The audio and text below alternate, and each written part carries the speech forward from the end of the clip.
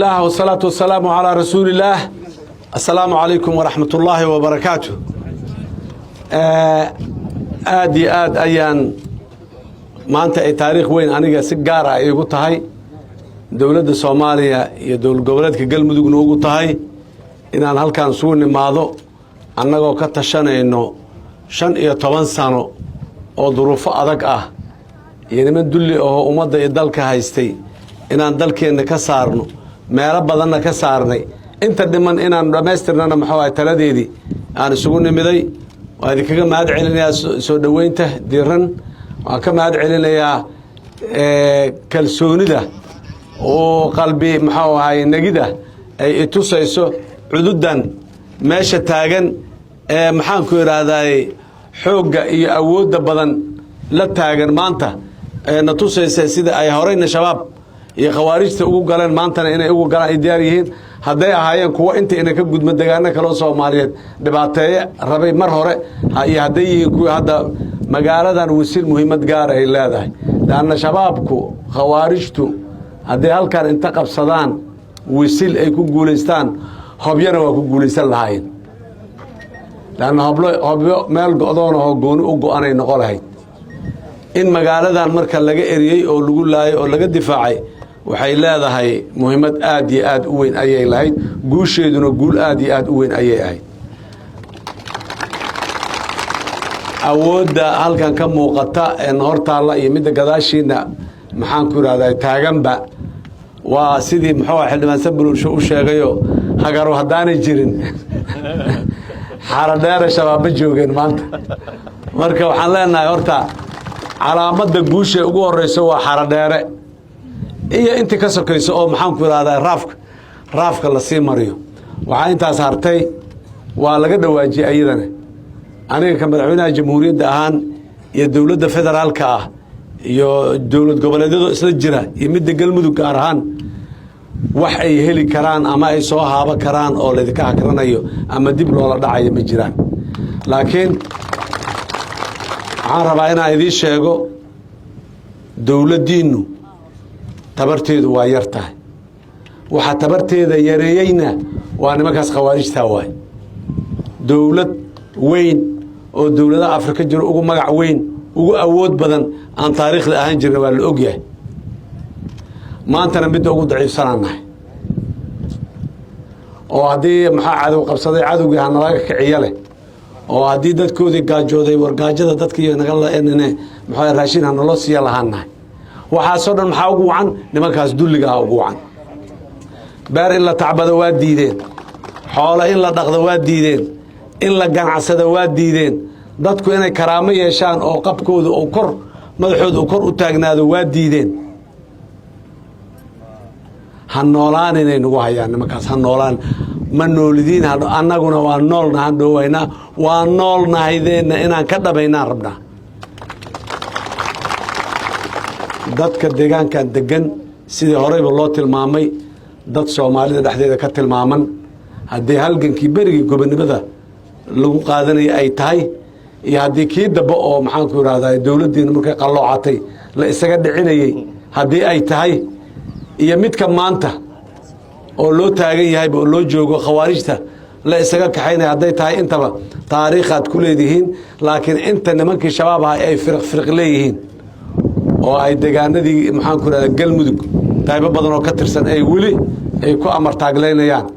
oo ay Soomaaliya inteeda kale ku amar taagleynayaan guushiinu waa waxba ka dhiman shabaab waa geedkan maxaan ku raadayay la yiraahdo geed jinniga la yiraahdo kala waay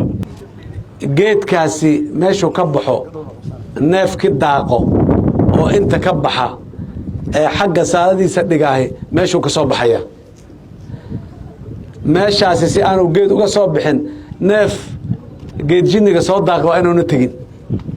wax kale iska daay shabaab si aan uga badbaadnaahay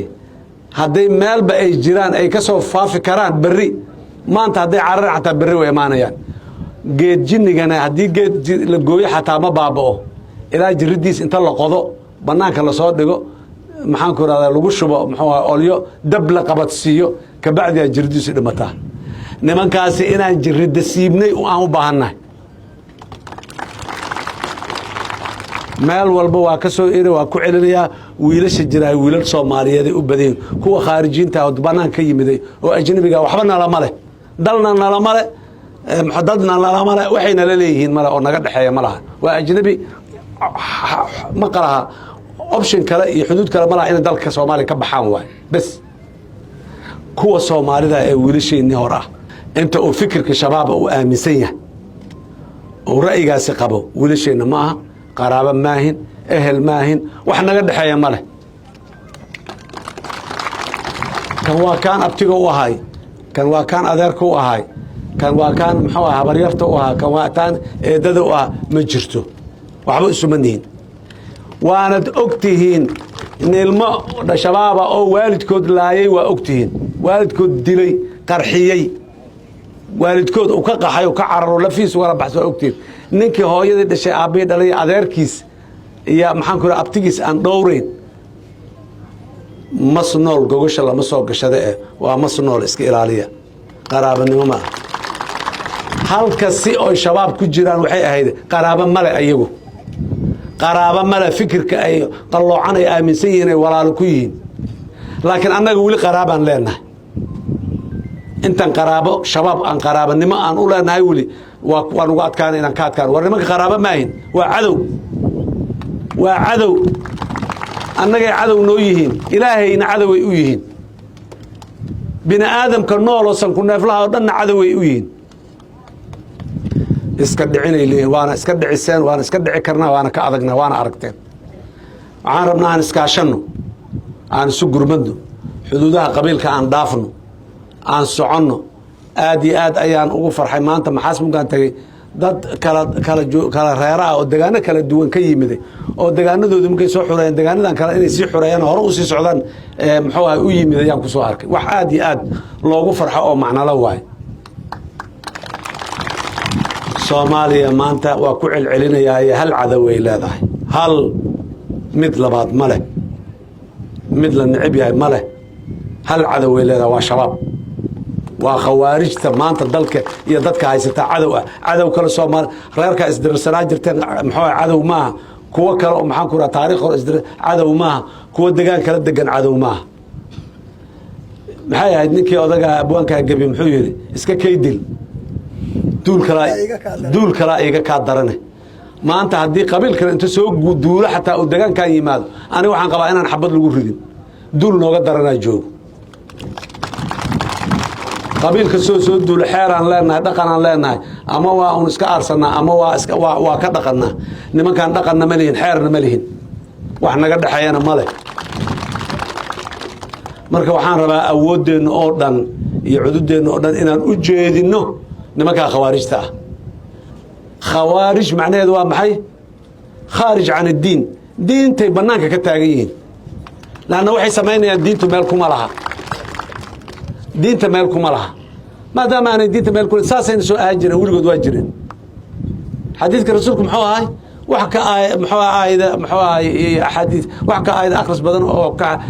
xadiis daliisha og ama ka badan ma jiraan yaana lagu kadsoomin nimanka diinkay nooga cayaareen waa qalluuciyeen diinteenuna diin lagu cayaari kara la qalluuceen naxnu nazalna dhikra wa inna lahu laxaafiduun ilaahay yaa yiri diinkan ilaaha ilaashaday laakiin annaga ugu ilaalina ilaahay annaga waaya dadkii u adeegay oo ilaalinay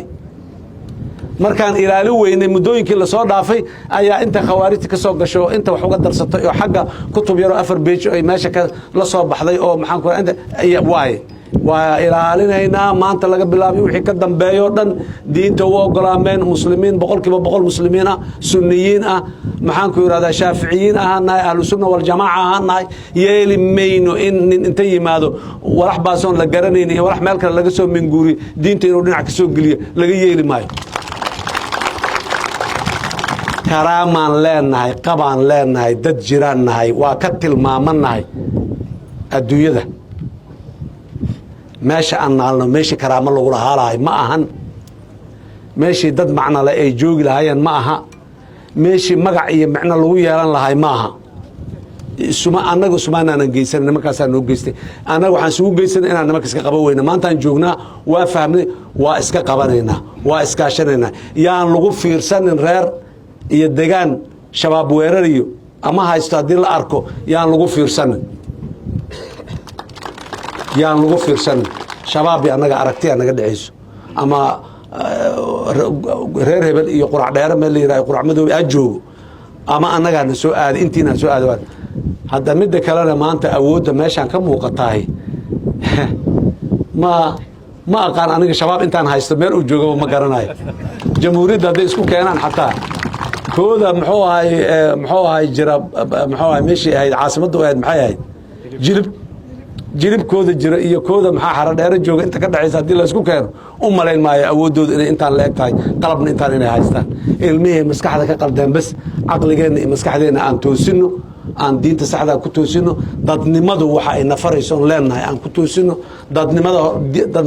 yaraanta horaan usoo diidi jirnay aan diidno horeyaan u soconno guul iyo khayraan rajaynayna wiilasha sowmaha garaado iyo karaamo iyo sharaf iyo nolol fiican oo dhan nimaa shabaabay naga xigtaa haddaan kulligan wada jananno noqonno yaa askarno oon amraynaa horeyaa loogu soo tacadiyey arrintaas ku tacadi mayno laakiin garaadana waa mudantihiin biladana waa mudantihiin waana helaysaan insha allah haddii allayidhaah way imaanaysaa anaa ballan qaadaayo in maalin maalmaha ka mid a deegaankan intan imaado dad bilad geesi ana loo xiro kuwana darajo zaa'ida la dalacsiiyo ay qaataan anaa ballan qaadayo taas ilaahay idankiisa degdegsiyayayna gelina nimanka aan iska qabanno yaana wax kale adduunyo kale iyo damac adduunyo kale darajada xaggee lagu sidan taytal haddii la helo xaggee lagu qaadan anaa madaxweynaha jamhuuriyadda waataasaa helikobtaradaasaan saaranahay haddee aan muxuu ahay aan isxorayno